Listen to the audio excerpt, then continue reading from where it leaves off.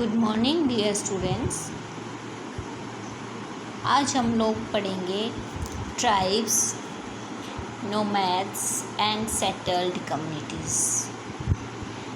प्यारे बच्चे, जैसे कि हम जाते हैं ट्राइब्स हो जाते हैं जो आदिवासी लोग होते हैं, नोमैड होते हैं जो एक जगह से जो दूसरी जगह घूमते रहते हैं, और सेटल्ड कम्युनिटीज़ के बारे में पढ़ेंगे हम कि कुछ लोग जो थे वो परमानेंटली एक जगह ही सेटल हो गए थे। हम लोगों ने चैप्टर 2, 3 एंड 4 में ये पढ़ा कि बहुत सारे ऐसे किंगडम्स आई, ऐसे राज्य थे, ऐसे राजा राज करते थे जो कभी बहुत ज़्यादा आगे बढ़ जाते थे, कभी ख़त्म हो गई वो डायनेस्टी।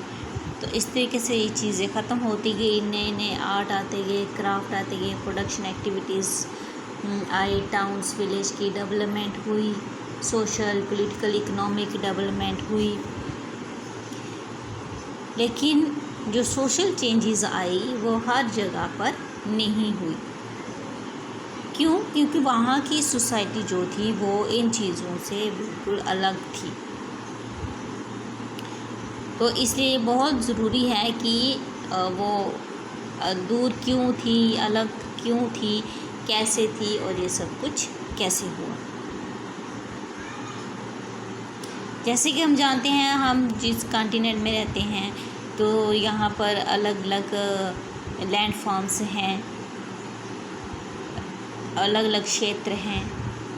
तो ये डिवाइडेड हुए हैं according to the rule of varna. These rules as prescribed by the Brahmins. ये जो रूल हैं ये ब्राह्मण ने बनाए हुए हैं, जो कि उस जो किंगडम्स होती थी ना, जो जहाँ पर राजा राज्य करता था तो वो उसको एक्सेप्ट करते थे। ये क्या था? Difference between high and low, यानी कि अमीरी और गरीबी का, ऊंची और नीची जाति का। Difference between rich and poor increased, कि अमीरी और गरीबी का जो डिफरेंस है ये बढ़ता गया, क्योंकि ये डिफरेंस बनाए थे ब्राह्मणों ने। हाई यानी कि हाई सोसाइटी का होना और लो सोसाइटी का होना, नीचे तबके से बिलोंग करना। Under the Delhi sultans and the Mughal, this hierarchy between social classes grew further. जब तक मुगल्स थे तब तक ये चीज़ उतनी ज़्यादा नहीं थी, लेकिन उसके बाद ये जो हायरार्की थी ये बढ़ती गई। बहुत सारे ऐसे सोसाइटी थी, ऐसे समाज के लोग थे जो कि ये जो ब्राह्मण्स ने चीज़ें बनाई थी, रूल्स बनाए थे, सोशल डिफरेंसेस बनाए थे, वो उनको नहीं मानते थे। और ये जो अनइक्वल डिस्ट्रीब्यूशन की हुई थी तो वो इस चीज़ से बिल्कुल भी सेटिस्फाइड नहीं थे, तो वो इन चीज़ों से दूर थे।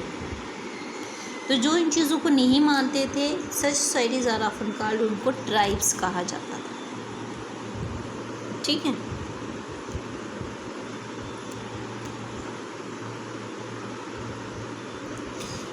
ये जो मेंबर्स थे ट्राइब्स के, ये एक दूसरे से इनकी काफ़ी अच्छी बॉन्डेज थी।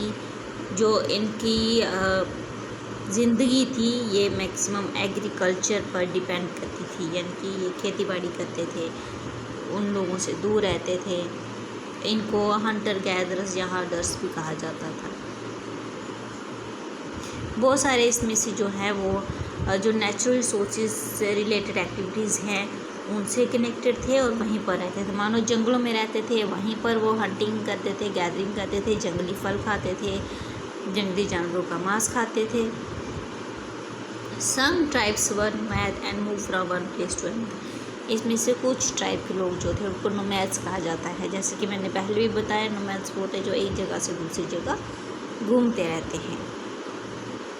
A tribe group control land and pasture jointly and divide these among households according to its own rule. तो एक जो ग्रुप है वो मानो एक ज़मीन जहाँ पर वो रह रहे हैं वहाँ पर घर बनाते हैं छोटे छोटे। तो उन्होंने अपने रूल्स के हिसाब से जो हाउस होल्ड्स हैं उनको डिवाइड किया हुआ है और वहाँ पर वो रह रहे हैं। ये जो ट्राइबल लोग हैं ये रहते हैं फॉरेस्ट में, हिली एरियाज़ में, डेजर्ट्स में या प्लेसेस जहाँ पर जाना बहुत मुश्किल हो जाता है। कभी कभी क्या होता है कि ये जो कास्ट बेस्ड सोसाइटी हैं और इनके बीच में ज़बरदस्त क्लैश भी आ जाता है, क्योंकि वो कास्ट बेस्ड सोसाइटी है जो अपने आप को ऊंची जाति के समझते हैं, इनको वो नीची जाति के समझते हैं। या कभी अगर ये वहाँ चले जाते हैं जहाँ पर ये ब्राह्मण्स वगैरह रहते हैं तो इनको वहाँ आने ही नहीं दिया जाता है, इनसे छुआछूत किया जाता है। But these caste based and tribal society also depend on each other for their diverse need। लेकिन इनके बीच में एक चीज़ ये है कि ये ज़रूरतों के लिए एक दूसरे पर डिपेंड है। दिस रिलेशनशिप और conflict dependence gradually caused both society to change।